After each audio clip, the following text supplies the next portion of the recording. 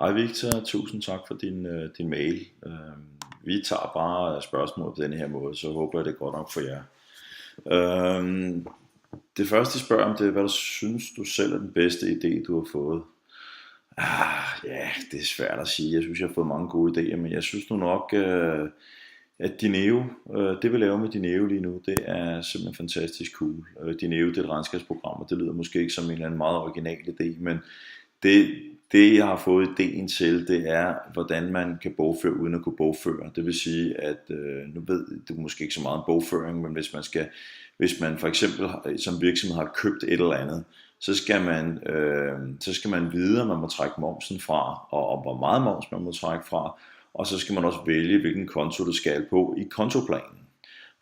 Og det er noget man skal vide, men der har vi lavet et computerprogram som fortæller om det simpelthen. Så vi er det eneste regnskabsprogram i verden, også bekendt, hvor man simpelthen bare går ind og siger, hvad man har købt og hvad man har brugt det til. Så rører det automatisk det rigtige sted hen i regnskabsprogrammet, og det trækker automatisk de rigtige ting fra. Det betyder, og så er det gratis programmer, det betyder altså, at helt små iværksættere, de kan selv lave deres egen bogføring og spare mange tusind kroner om året. Så det er jeg lidt stolt af.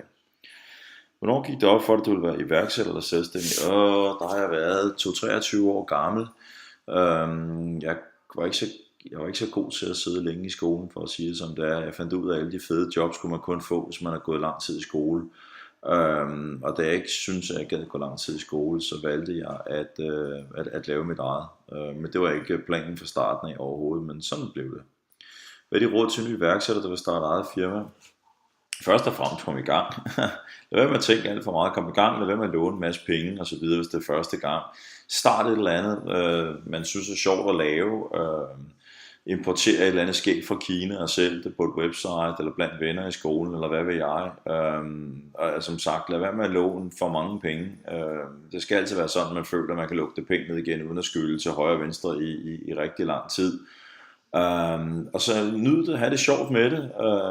Lad være med at spekulere for meget over regler og alle mulige andre ting. Selvfølgelig skal man overholde noget, men man får meget tilgivelse, når man er ung. Og problemet er, at hvis man tænker alt for meget over alt det, der kan gå galt, jamen så kommer man aldrig nogensinde nogen steder. Hvordan startede du med din idé? Hvordan førte du den ud i virkeligheden?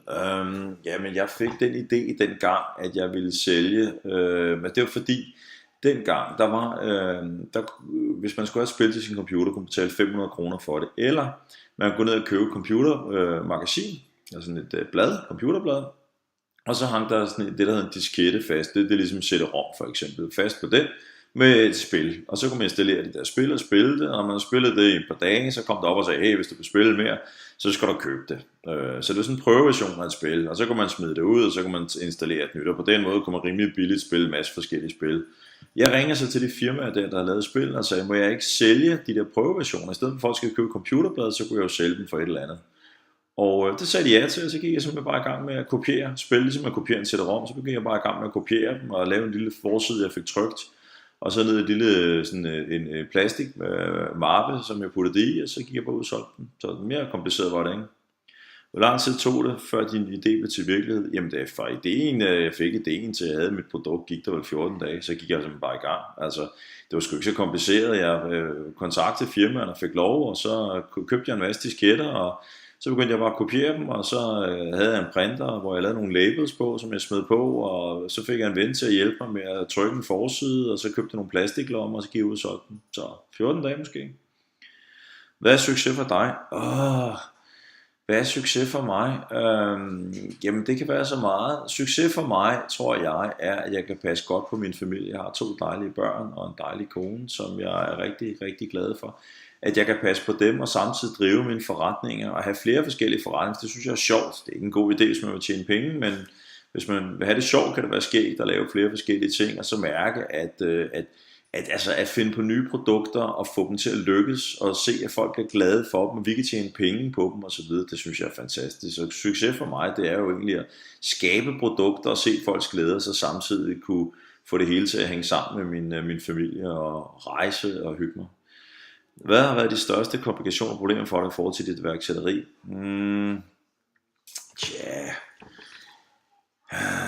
Det ved jeg faktisk ikke rigtigt. Altså, der har været masser af udfordringer. Altså, det meget af der har været ledelse. Altså, det at styre medarbejdere, det synes jeg har været rigtig, rigtig svært. Og det synes jeg stadigvæk, det er sådan set. Det er jeg ikke specielt god til egentlig. Så det synes jeg er et stort problem. Og så er jeg ikke god til regnskab og den slags, og derfor, men igen, altså, så partner jeg jo op med nogen, der er gode til den slags, ikke? Så det er jo det gode med at være iværksætter. Man kan jo ikke være god til det hele. Man kan jo finde en partner, der er god til det, man ikke selv er god til. Så jeg synes måske det sværeste, det er at lade være med at bruge 24 timer i døgnet på det, fordi jeg synes, det er så skægt. Det er nok det sværeste egentlig. Det er måske ikke helt det smart regnet med, men det er nok sådan umiddelbart, som jeg ser det. Nå, jeg håber, I fik lidt ud af det. Kan I have det rigtig godt, og held og lykke med jeres opgave. Hej.